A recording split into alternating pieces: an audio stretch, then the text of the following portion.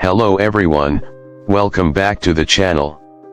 Right where the camera stands today, Kyoto's story began long before the city itself existed. 12,000 years ago, this peaceful valley was covered with dense forests, winding rivers, and untouched wetlands. Deer wandered freely beneath towering cedar trees while hunters quietly moved through the landscape carrying stone-tipped spears. Small groups of people built simple shelters near fresh water, living from fishing, gathering nuts, and hunting wild animals. Every sunrise brought another day of survival, but these first settlers unknowingly laid the foundation for one of the world's greatest cultural capitals. Thousands of years passed, and the climate slowly became warmer. The forests grew thicker, rivers became calmer, and people started staying in one place for longer periods. Clay pottery appeared among these communities, becoming some of the oldest pottery ever created anywhere in the world. Fires burned inside small villages while families crafted tools, prepared food, and passed traditions from one generation to the next. Although no city existed yet, the rhythm of civilization had already begun. By the Yayoi period, rice farming transformed life forever. Open fields replaced sections of forest as irrigation channels spread across the valley.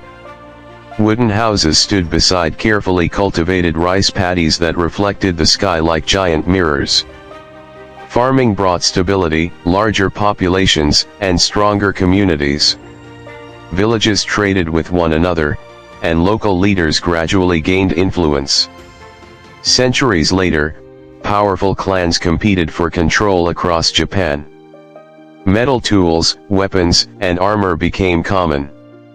Massive burial mounds appeared across the landscape, honoring influential rulers. The valley where Kyoto would one day stand remained peaceful compared to many surrounding regions, but change was approaching rapidly. During the Asuka and Nara periods, Buddhism arrived from the Asian mainland, bringing new architecture, writing systems, and philosophy. Elegant wooden temples began appearing across central Japan. Skilled craftsmen learned advanced construction techniques while scholars introduced Chinese characters that transformed government and education. The foundations of Japanese culture became stronger than ever. Everything changed in the year 794. Emperor Kenmyo ordered the construction of a magnificent new capital called Heian-kyo. Our fixed camera now overlooks an enormous transformation. Surveyors marked perfect straight roads across the valley. Workers cleared forests, leveled land, and constructed wide ceremonial avenues. Inspired by the great cities of China, the new capital followed an organized grid pattern stretching toward distant mountains. Within only a few years, magnificent palaces rose above the landscape. Government offices lined broad streets while noble families built elegant wooden residences surrounded by carefully designed gardens. Markets bustled with merchants selling silk, ceramics, spices, and precious goods arriving from across Asia. Ox-drawn carts rolled slowly along wide avenues as officials wearing colorful robes traveled toward the imperial palace. Heian-kyo quickly became the political and cultural heart of Japan. Poetry competitions filled aristocratic gardens. Musicians played delicate court melodies while artists painted graceful scenes inspired by nature. Noble women wrote literary masterpieces that would influence Japanese culture for centuries. Every season was celebrated with festivals, ceremonies, and traditions that reflected deep respect for beauty and harmony. As generations passed, the capital continued growing. More Buddhist temples appeared throughout the city. Their curved wooden roofs stood proudly against the surrounding mountains while massive gates welcomed monks, pilgrims, and travelers. Temple bells echoed across the valley every morning and evening, creating sounds that became part of daily life. During the late Heian period, political power slowly shifted from the imperial court to rising military families. Samurai gained influence throughout Japan. Although Kyoto remained the official capital, tension occasionally disturbed its peaceful streets.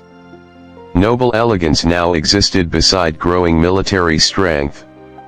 The 12th century brought devastating conflict. Rival clans battled for control during the Genpei War. Fires consumed sections of the city as armies marched through Kyoto. Once magnificent neighborhoods were reduced to ashes. Yet even after destruction, the people rebuilt their homes, temples, and markets. Kyoto's spirit refused to disappear. The Kamakura period shifted political authority eastward, but Kyoto remained the center of religion, tradition, and imperial ceremony. Craftsmen continued creating beautiful textiles, lacquerware, and sculptures. Pilgrims visited sacred temples while monks copied ancient manuscripts by hand. The city preserved its cultural importance despite changing political realities.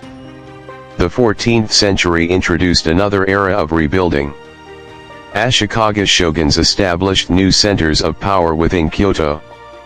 Elegant villas surrounded by tranquil ponds reflected remarkable architectural innovation. Zen Buddhism flourished, inspiring peaceful rock gardens and minimalist wooden temples that emphasized meditation and simplicity. Nearby, skilled gardeners transformed natural landscapes into works of living art. Every stone, tree, and stream was placed with extraordinary care. Seasonal beauty became an essential part of Kyoto's identity, with cherry blossoms in spring and brilliant maple leaves during autumn attracting visitors from every region of Japan. Then came one of Kyoto's darkest chapters. The Anin War erupted in 1467. For more than a decade, fierce battles devastated the capital. Entire districts burned repeatedly. Grand palaces collapsed into ruins while thousands fled the violence. Smoke filled the valley where our camera now stands. The once glorious capital seemed beyond recovery. Yet history proved otherwise. As peace gradually returned, determined citizens rebuilt Kyoto once again. Markets reopened. Artisans resumed their crafts. Temples restored their halls. New neighborhoods emerged from the ashes, demonstrating remarkable resilience after years of destruction. The 16th century brought legendary leaders including Oda Nobunaga and Toyotomi Hideyoshi. Massive construction projects reshaped the city. Roads improved, neighborhoods expanded, and impressive castles strengthened regional security.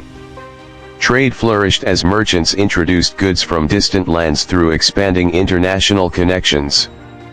Kyoto entered the Edo period under lasting peace. Although the Tokugawa shogunate ruled from Edo, the emperor remained in Kyoto, preserving the city's unique status. Population increased steadily. Busy shopping streets filled with lanterns, tea houses, theaters, and traditional inns welcomed travelers from across Japan. Kimono makers perfected breathtaking fabrics using techniques still admired today. Master craftsmen created folding fans, ceramics, swords, paper, and lacquerware that became symbols of Japanese excellence. Every neighborhood developed its own specialty, contributing to Kyoto's growing reputation for artistry. Throughout the seasons, magnificent festivals animated the streets. Giant floats decorated with intricate carvings moved through cheering crowds during the famous Jun Festival. Musicians played traditional instruments while dancers performed ceremonies passed down through generations. These celebrations strengthened community identity and preserved ancient customs. The 19th century introduced dramatic transformation. Western technology arrived in Japan as the country opened to the outside world. Steam engines, telegraph lines, and modern education gradually reshaped society. In 1868, the emperor moved the national capital to Tokyo.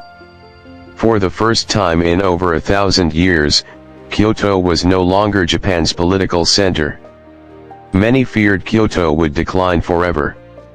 Instead, the city reinvented itself. Schools, universities, museums, and modern industries appeared while historic temples continued welcoming visitors. Electricity illuminated streets that had once relied only on lanterns. Streetcars connected expanding neighborhoods, blending tradition with innovation. The 20th century brought industrial growth alongside cultural preservation. Brick buildings stood beside centuries-old shrines. Automobiles shared roads once traveled only by ox carts and pedestrians. Despite rapid modernization, Kyoto protected many of its historic districts. During World War II, much of Japan suffered devastating bombing. Remarkably, Kyoto escaped widespread destruction, allowing thousands of historic buildings, temples, gardens, and neighborhoods to survive into the modern age. This decision preserved an extraordinary architectural legacy for future generations. After the war, economic recovery transformed Kyoto into a thriving modern city. Highways, railways, and advanced industries connected it with the rest of Japan. Technology companies, research centers, and universities attracted students and innovators from around the world. Then came one of the greatest engineering achievements in Japanese transportation. The Shinkansen connected Kyoto to major cities with incredible speed. Sleek bullet trains passed through the city, linking ancient traditions with the future. Travelers could now experience more than 1,000 years of history within a modern transportation network. Meanwhile, Kyoto carefully protected its historic identity. Strict planning regulations preserved traditional wooden streets, temple views, and cultural landscapes. Restoration experts repaired ancient buildings using techniques passed down through generations. Every restoration project balanced historical authenticity with modern safety. Today,